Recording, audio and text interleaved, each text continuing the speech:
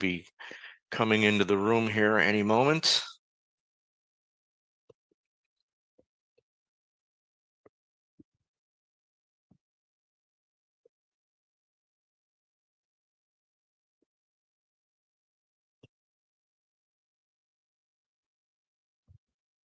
Thanks for spending some time with me today after the close.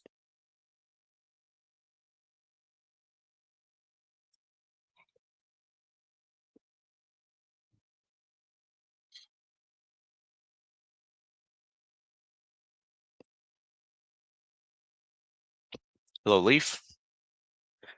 Hello, everyone else. Got some more people coming in here.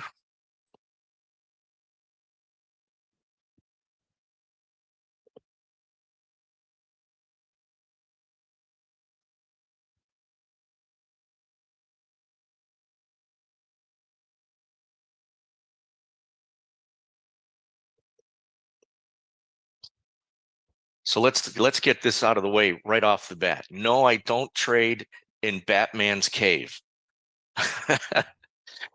It's just a poor lighting scene here in my office for some reason.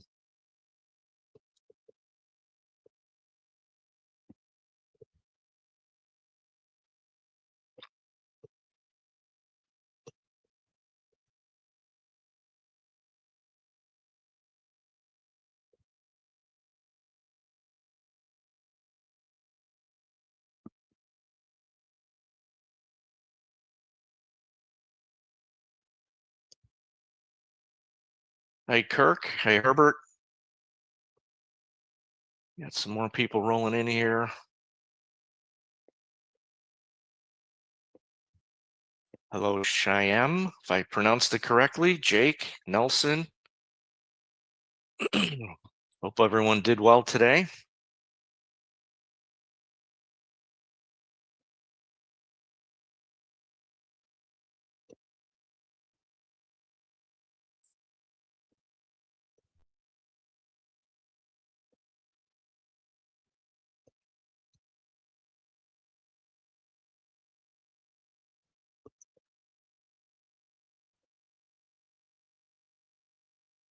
Okay, so we're gonna, I think we'll get started here in just a few more seconds. And I'm not gonna take up a great deal of time, folks. We are having a webinar this evening, but there's some important things. So let's get started. How about that? Because there are some important things going on in the market, in the futures market right now. So welcome to everyone. Thanks so much for being here today. If you don't know, my name is Dan O'Brien, and I'm the futures and algo expert here at Prosper Trading Academy. And once again, I'll say I apologize for the lighting situation here. I know it looks like I trade in Batman's cave, but it's not true. I could see everything just perfectly, but through the camera, it's I could see that it looks pretty dark in here, and I can promise you it's not true. So anyways, today I'm not only going to be showing you how to potentially approach the futures market, but how you can use an algo trading system to follow the money. Is what we do, really follow the big money in the markets. So the goal of this training is to give you a whole package of insights to increase your consistency and market awareness as a trader, and potentially help you generate more income trading this year in 2025. So I think everyone heard me before, but you could all hear me right now. Gary, Steve, so you guys ready to get started? All right, good. This is, by the way, this is my first time doing a Beyond the Close recording session and teaching session with you. So it's my first time, so be kind. I'll do my best. All right. So, of course, this is important. I mean, it's a quick disclaimer. Of course, I'm not going to read everything, but it is important. It's no joke, because futures trading can be risky, and past performance does not guarantee future results, because, as we'll be discussing, things change all the time, like in rollover. That's a word you're going to hear a lot today, rollover, on and on and on. And that's why your future results can't be based on past performance, because we've got things changing all the time. And here's another disclaimer from the CFTC. If you have a quick look, I'll give you a couple of seconds to read that over, and then we'll move on.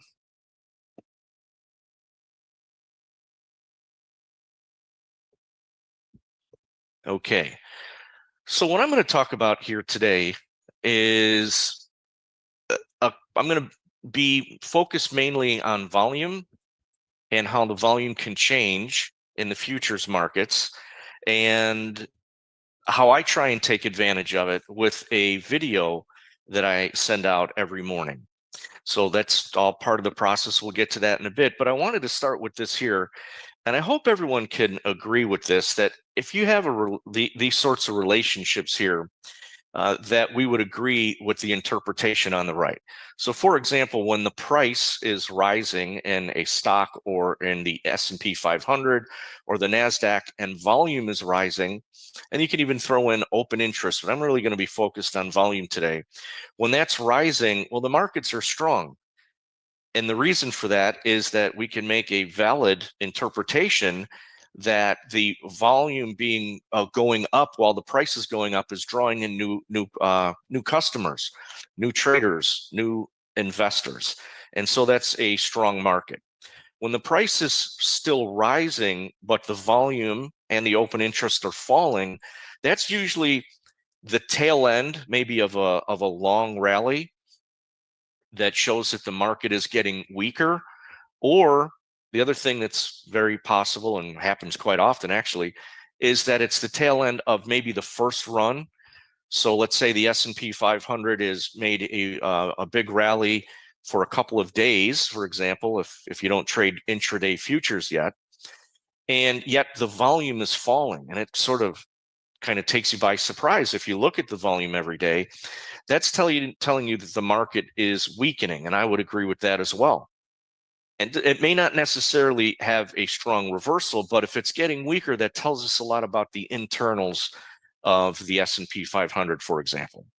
And of course, if the price is falling and volume is rising, that means a lot of people are getting out of their stocks or their futures positions, and the market is definitely weak. And then the opposite of that would be when the rally was slowing down. So if the price is still falling, but the volume is not increasing on the way down, then it should be slowing down at a bare minimum to go sideways for a while on a daily basis or on an intraday basis, which we talk about in the trading room all the time. And that tells us that the market is, at the very least, that drop is slowing down and it may be strengthening eventually. So I would hope that most everyone can agree with that. It's pretty much common sense, but it needs to be really laid out in front of you. And I take that to another level, and that is here. This is only part of it, but it's part of it. And I send out a video to all of my students in the futures room. It goes out every night, I would say 9 times out of 10. On the rare occasion, if I have to send it out in the morning, then it will be sent out before the open. And then, of course, there can be some problems with computers and stuff, but it's intended to go out the night before, and it focuses on several things. One of them would be the auction rotation.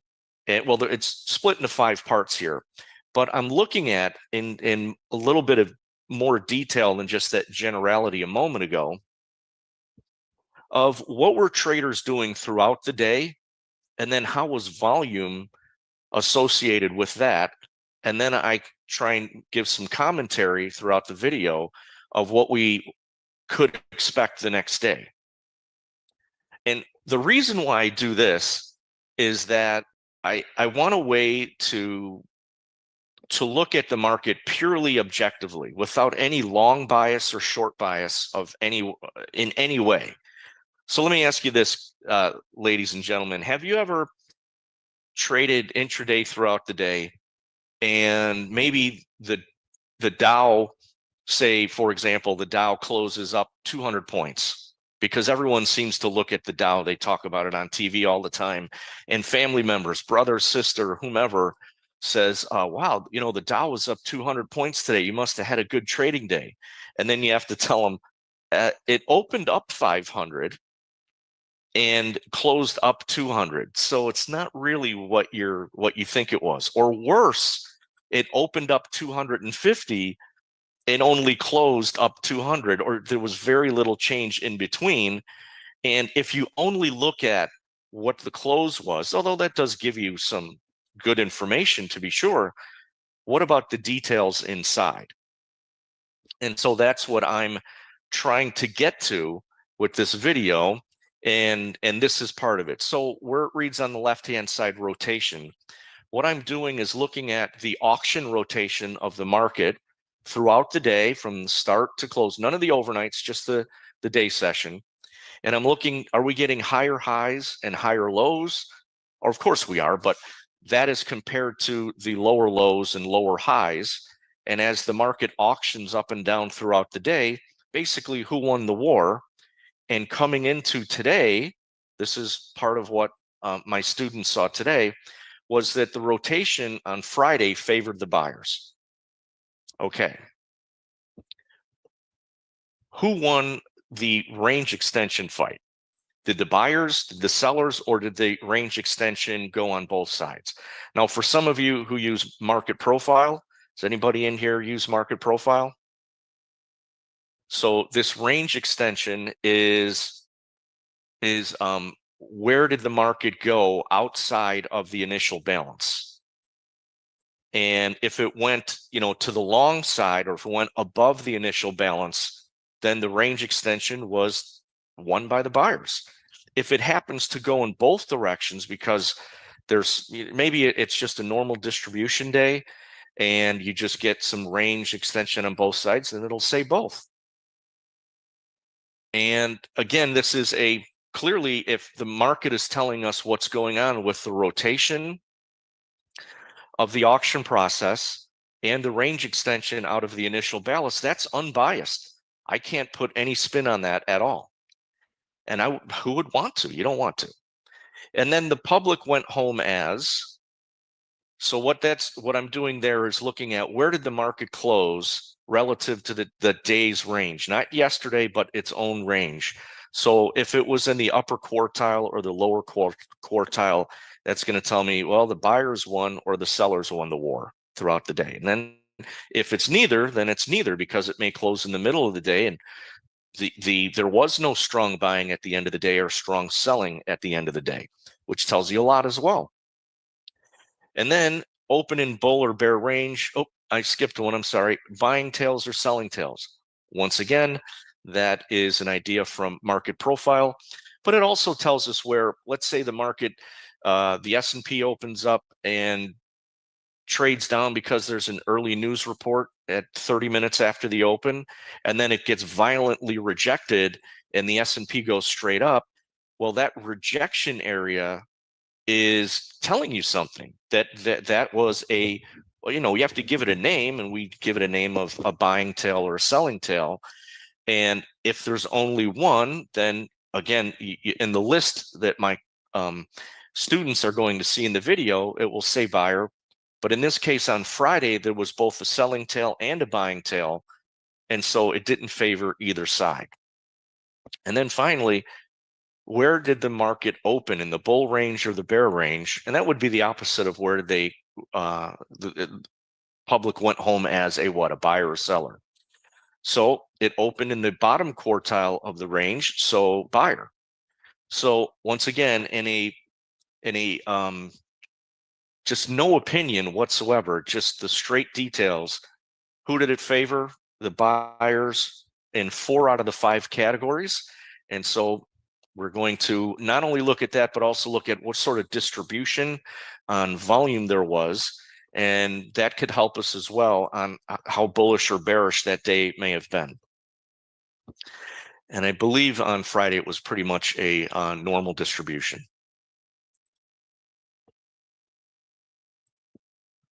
Okay, and then this is going to the volume portion of the same email. And then so when it was done, talking about today's volume, that it would be Friday's volume compared to the last 5 days, So the volume was 2.004 million, as you could see. That was higher than the prior day, but just a little bit lower than the recent average. The value area placement, now the value area is, and I've heard Scott talk about this before, anyone who's into statistics knows about one standard deviation around the mean, especially if you have a normal distribution, then you have a really good idea where, I mean, a perfect shape of where the volume traded throughout the day. And that's really important. And it's important to know, was that volume completely higher than the prior day's distribution? Was it completely lower? Or was it overlapping, and by how much? And so once again, this is a non-biased way of looking at not only volume, so we got the actual numbers there, but a distribution on the chart relative to the prior day's distribution. So going back, and I'm not going to skip back, but if we went back a couple of slides and you remember, okay, was there better a rising volume and the prices going up? We would argue that that is a strengthening market. Well, think of it the same way as this. If the value area placement itself is completely higher than the prior day and it's wider, it's showing us that there's a greater distribution or a greater participation in that one standard deviation range. So there's a wider, more acceptance of that range, and it's higher than the prior day in this case, and we see that the volume was up. So this is a way of looking at volume and then volume in shapes and putting it all together with the prior unbiased way of looking at the auction rotations and telling us, well, that's an unbiased way of saying that the market was bullish, and the probability of it going higher the next day without any surprises, without any, black swan events that come out of nowhere, that the market in this case should go higher, and it did today, of course. And then we have this piece here. This is not based on volume. It's the monthly, weekly, and daily trend, bullish or bearish indicator. It's real simple. But when the bottom two agree with each other, so when they're both bullish or both bearish, eventually the monthly trend will kick in as well. But it's the bottom two that, when they agree, that could lead to a major reversal in the market. And of course, the daily one, I look at that every day. The weekly is only at Friday on the close, and then monthly at the end of the month. And for those of you who are in the room right now, that are here in this chat, who have been with me in the trading room for a while, you can attest to that. When they actually get together, the market indeed gets really bullish or really bearish, and often right quick, like within a day or two. And as a matter of fact, when they were going back just even a week ago, the daily and the weekly were both bearish. I had mentioned, well, we haven't seen this in, months. We haven't seen this in a very long time. So this really means something here. So look out. We could get some lower prices pretty soon. And boy, did we. The market got smoked there for a couple of weeks, but it's doing its normal move back up. So that doesn't change that often. And again, it's not a volume-based metric, but it's definitely been helpful over time.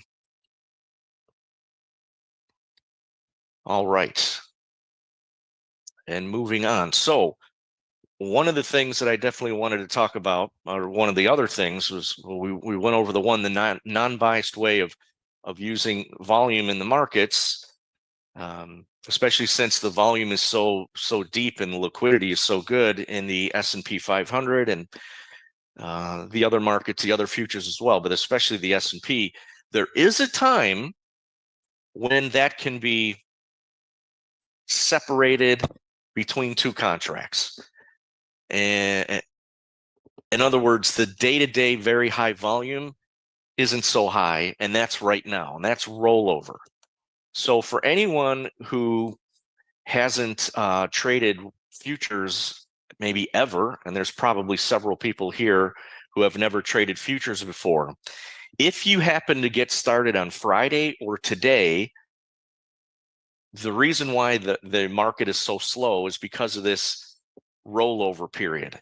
And in the indices, it only happens once every quarter. Now, what's something that is needed as much as crude oil is, that has a rollover every month.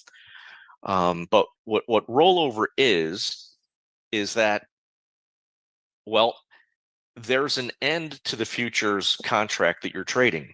So in the future, we will settle on a price if I want to take delivery, and in the future, that will eventually be gone. So that doesn't happen in Apple or Nvidia or, of course, any stock. In order for them to be gone, it has to go out of business, like Kodak, maybe. So it doesn't happen.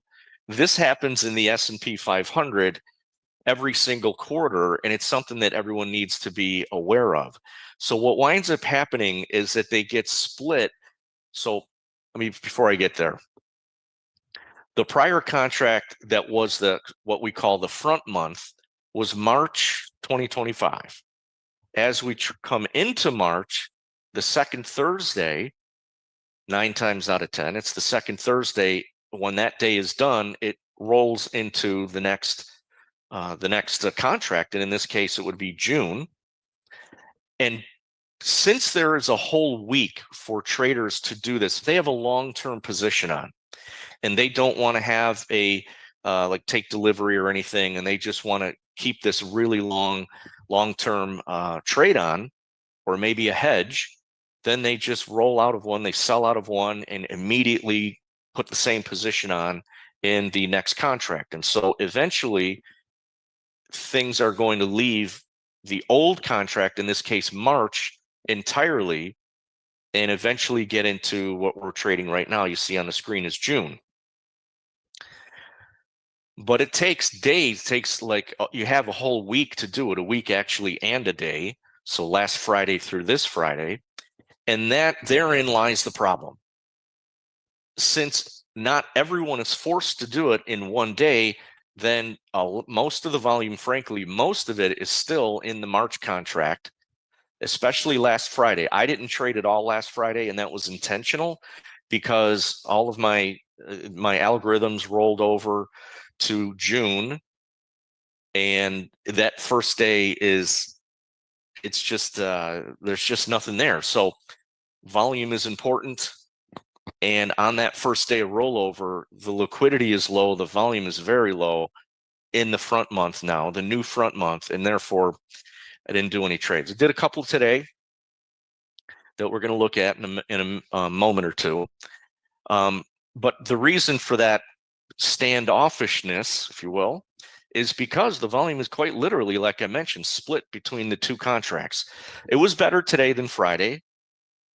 Tomorrow will be even better. I'm guessing maybe 60 to 70%, certainly 60% of the volume will be in June. And by Wednesday, especially because it's an FOMC day, but by Wednesday, I think 90% of the volume, certainly 80, most likely 90% of the volume is going to be in the June contract. So these are the sorts of things when you're trading futures you need to know and be prepared for when you're looking at your setup for your whole trading day. And so that you're not surprised by why is there such a lack of movement? And this is one of the reasons, and it's what I help people with throughout the day, of course. So does anyone, before I move on, does anyone have a question about that in particular I might be able to help you with? I think I may have covered most of what would be the normal questions. And if not, you can wait until the end. We'll do that. Okay, so as you just saw, and I'm going to go back to that last chart here real quick. So this was Friday, and as you can see, it traded in this sideways range from 11:30 in the morning all the way into the close because there wasn't much happening. I expected this pretty much the same thing. Oops, maybe not quite as sideways because again, each day there's more and more volume coming into the new market. But this is exactly what we had today in these gold ranges. So the market just didn't go anywhere for the entire morning. Now, eventually it did. Eventually it had a very low volume rally, but it did rally. And because I was on my heels anyways, I wasn't really excited to go long. And I eventually did get short in the afternoon, but I had another one in the late morning during this period here. As a matter of fact, it was near the upper end of this gold range, and it was the algorithms that said we're going to want to go short. So that's how let me grab the chart here, and I'm going to bring it into the viewing range.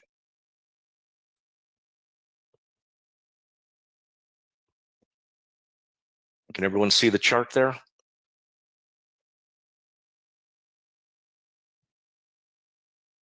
Yes? Okay, good. I'll even blow it up a little bit. So we were at near the upper end of that gold range, and this is before we had this big straight up move. Again, it was unbelievably slow. So without going into a lot of detail, we can do that tonight. But the blue dash line and the white dash line on my chart are the reason why I say we're following the big money, because that is an HFT, high frequency tracker, that's all based on volume, which is what this is all about. And it runs through a very complicated algorithm that is constantly updating with all of the live data that it gets. And when it was in this area, again, in that gold range where there's no big straight up move or down, could it happen eventually? Well, yeah, it did in the afternoon. But at this moment, it still wasn't happening. And the white dash line was at this 90 and then 85, 80% bearishness. And I was like, I'm ready for this thing to for it to roll over and look for a short. And that's what we got. And then we had these predictions here in the yellow bands predicting down, and got a decent short there. And then in the afternoon, the same sort of thing, not exactly the same sort of thing happened, but we got up to these nosebleed levels on the very, very light volume up. But we could see that the white dash line came off the boil of the buyers. So it was 75% bullish where my pointer is, and then eventually crossed the midline. And right about here, where it got filled, it's 64%. It's telling us that the market makers of the high frequency traders are 64% bearish. And then the blue dash line are the guys that are trying to run stops and stuff. They were about 98% bearish. So yeah, we want to definitely look for a trade there when the predictions agree, which they did. Now, I thought that it was going to move quite a bit more than that to the downside, but you got to take what they give you. You can't take any more. So because it's in this rollover period, and because I have this high degree of caution and respect for the market and respect for the split volume, that's really all I did today. So not much. Things will get back to normal. There could be trades like crazy, but it just wasn't there. Certainly not on Friday, only a little bit today. I'll probably do more tomorrow. Certainly Wednesday will be normal in my opinion. So through all of that, my point of showing you all this stuff is that the market can be predictable to a degree. I'm not saying that we can predict that the S&P is going to go, well, I predict it's going to close at 56.75. That's not what I'm talking about. What I'm talking about is showing you ways where you're going to use the volume and the auction process from the day before and the value area location and the width that will tell us, is there rising volume with rising prices and better participation in a bigger range at a higher spot? All these things being a little bit correlated, of course, but there's different reasons to look at each one of them. And that could help traders that are struggling with timing, execution, and trend spotting, of course.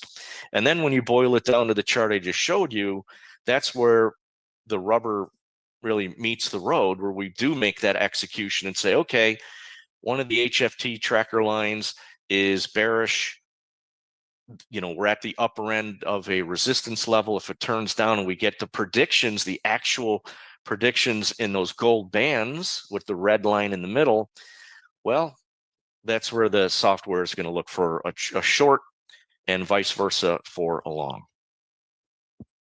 So what's the solution?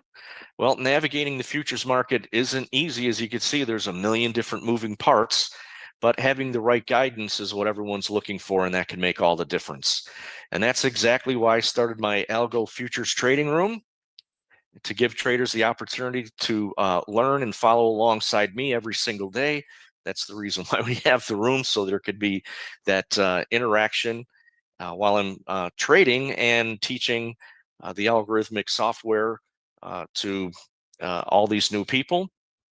And so we, did all the hard work already. So all of it's done. It's a matter of learning how to use it all.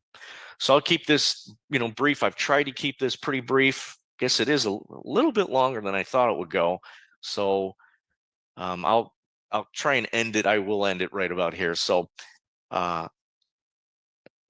even if you aren't interested in my program, though, I'm doing a Q&A after this, which if that'll be brief if you're brief. If not, I'll stick around for that. I'll stick around, to answer your questions. All right. Now, everything you see on the screen here is what you're getting for being my algorithmic, if you join my program. So, of course, like I said, you'll get to interact with me in the trading room every single day. Ask as many questions as you want. You can use a private message. You can send me emails, whatever the case may be, whatever is best for you. So I'm in there to be your mentor and show you exactly how I plan on approaching the market throughout the day, with detailed breakdowns of what I'm seeing or anything new that comes up. You'll also get a 1-year license to that software that you just saw. I call it Karnak. And so, as I mentioned, the algo program, as I showed you, that allows you to automate that process of finding the trades and hopefully winning trades.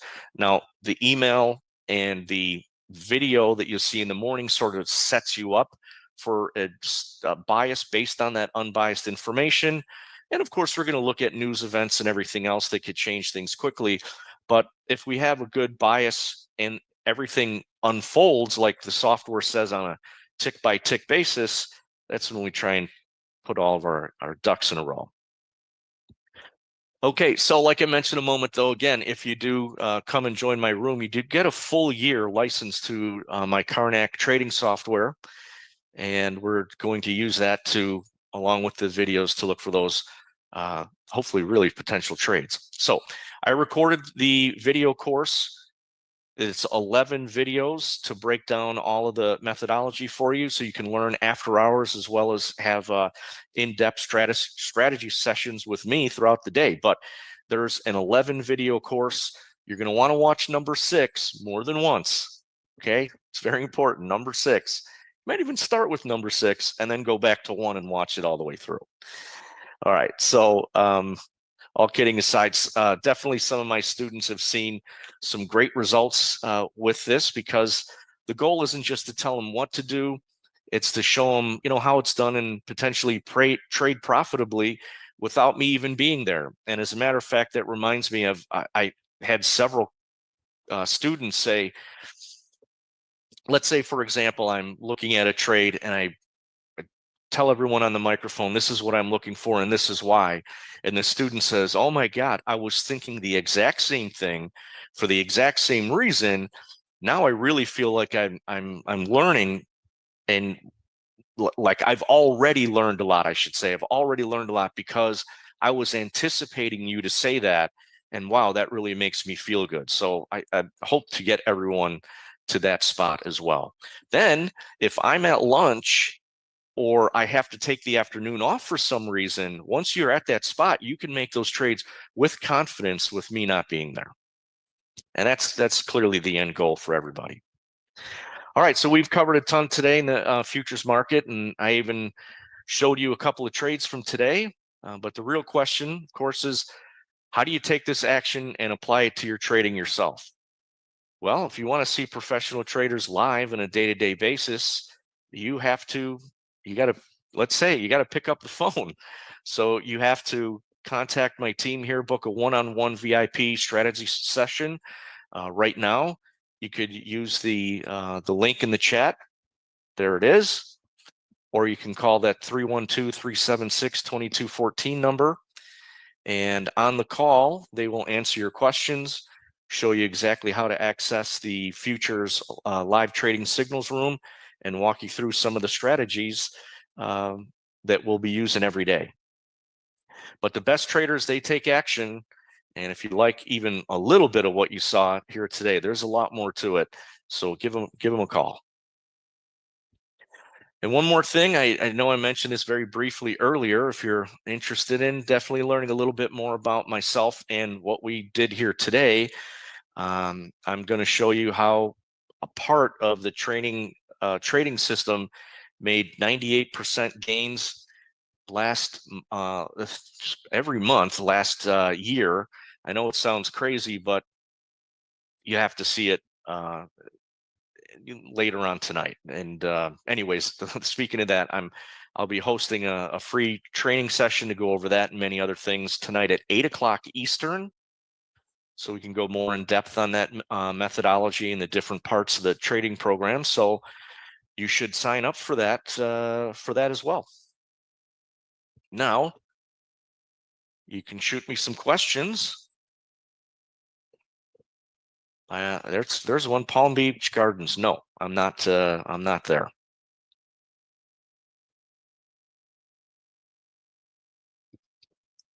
Well, I would say, Bill, he asks, does it work with gold? And are you able to get data for gold?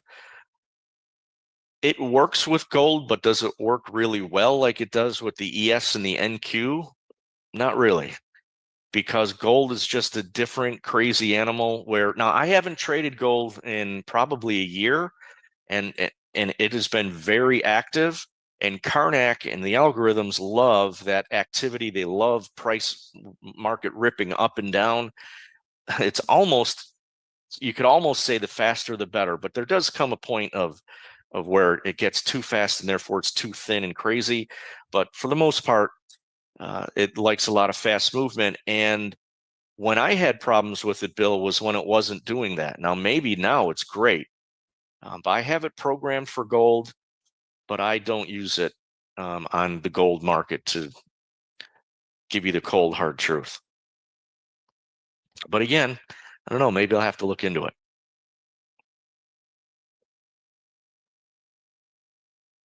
Jake, no, it won't be with Peter. It'll be with Scott.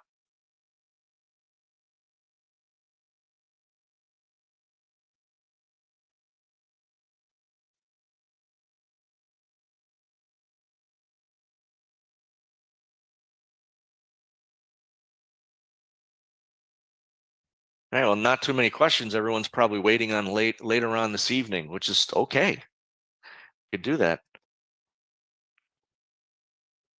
But everyone knows my last name is O'Brien, right? I've got a corned beef meal waiting for me here pretty soon. So if we don't have any questions, I got to run.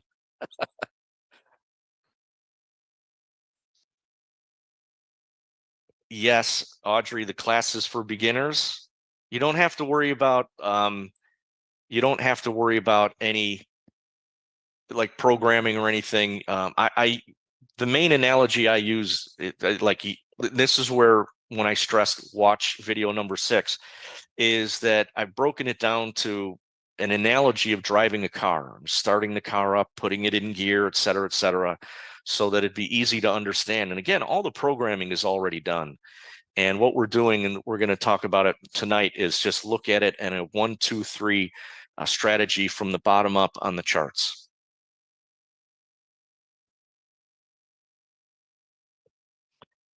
Do I think that we're going to move up on the ES until April 2nd because of European Union tariffs?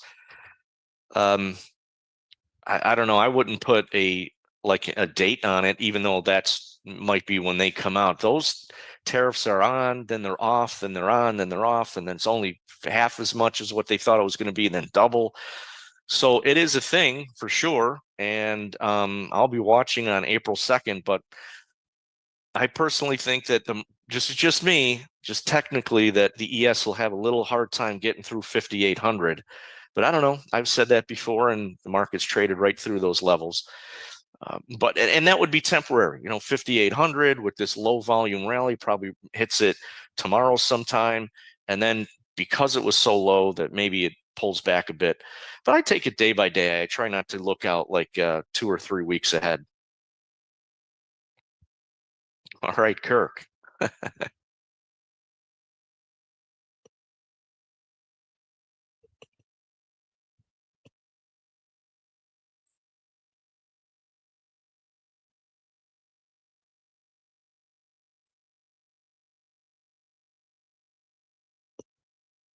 All right. Any other questions?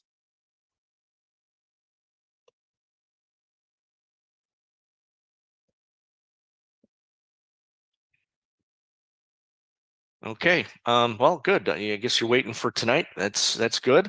I hope you appreciate everything that we did here today, and that the video that I talked about, the video in the beginning, and how we look at the individual volume, and then relative to the next day, and distributions, and all of that stuff is in a lot more detail in the video every night.